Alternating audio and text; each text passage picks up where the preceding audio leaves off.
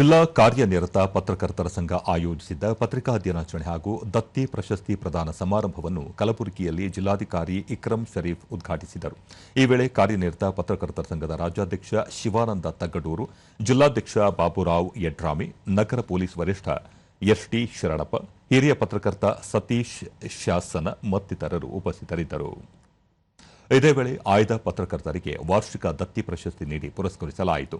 ಈ ಸಂದರ್ಭದಲ್ಲಿ ಕಲಬುರಗಿ ಭಾಗದಲ್ಲಿ ಉತ್ತಮ ಸೇವೆ ಸಲ್ಲಿಸಿದ ಹಿರಿಯ ಪತ್ರಕರ್ತರಾದ ಪ್ರಭಾಕರ ಜೋಶಿ, ಚಂದ್ರಕಾಂತ ಹುಣಸಗಿ, ಪ್ರವೀಣ ರೆಡ್ಡಿ, ದೇವೇಂದ್ರಪ್ಪ ಅವಂಟಿ, ಚಂದ್ರಶೇಖರ ಕೌಲಗ ಅವರಿಗೆ ವಿಎನ್ ಕಾಗಲಕರ ಪ್ರಶಸ್ತಿ ನೀಡಿ ಗೌರವಿಸಲಾಯಿತು. ಬಳಿಕ ಇಕ್ರಂ ಶರೀಫ್, ಪ್ರಜಾಪ್ರಭುತ್ವದ ಯಶಸ್ಸಿನಲ್ಲಿ ಪತ್ರಕರ್ತರು ಅತ್ಯಂತ ಪ್ರಮುಖ ಪಾತ್ರ ವಹಿಸಬೇಕಾಗಿದ್ದು, ವರದಿಯಲ್ಲಿ ವಾಸ್ತವಾಂಶಗಳಿಗೆ ಹೆಚ್ಚಿನ ಪ್ರಾಮುಖ್ಯತೆ ನೀಡಬೇಕಾದ ಅಗತ್ಯವಿದೆ ಎಂದು ಹೇಳಿದರು.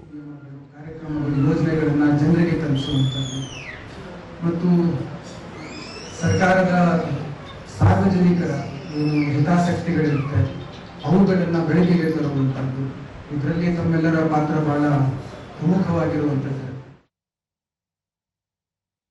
ಡಾಕ್ಟರ್ ಎಸ್ಟಿ ಶರಣಪ್ಪ, ಪತ್ರಕರ್ತರ ವಿರುದ್ಧ ಟೀಕೆ, ಆರೋಪಗಳು ಬರುವುದು ಸಹಜವಾಗಿದ್ದು, ಸ್ವಾಸ್ಥ್ಯ ಮತ್ತು ಆರೋಗ್ಯವಂತ ಸಮಾಜ ನಿರ್ಮಾಣಕ್ಕಾಗಿ ಆರೋಪಗಳಿಗೆ ಕಿವಿಗೊಡದೆ ಕೆಲಸ ಮಾಡಬೇಕು ಎಂದು ತಿಳಿಸಿದರು.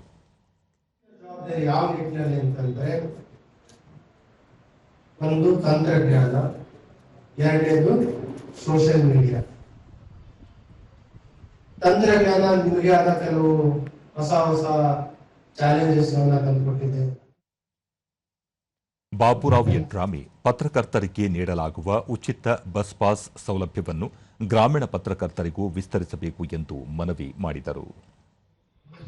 ಪಿಂಚಣಿ ಸಿಗುವಂತಹ ಸವಲತ್ತನ್ನ ಆದ್ಯತೆಗೆ ಮಾಡಿಕೊಡಬೇಕು ಅಂತ ಹೇಳ್ತಾರೆ. ಯಾಕೆಂತಂದ್ರೆ ಪತ್ರಕರ್ತರಿಗೆ ಪಿಂಚಣಿ ಅನ್ನೋದು ಕನಸಿನ ಗಂಟ ಬೀಳುತ್ತದೆ. ಆ ಕಾರಣಕ್ಕೆ ಅದನ್ನ ಹಿರಿಯ ಪತ್ರಕರ್ತರ ವೃತ್ತಿಯಿಂದ ನಿವೃತ್ತಿಯಾಗಿದ್ದಾರೆ.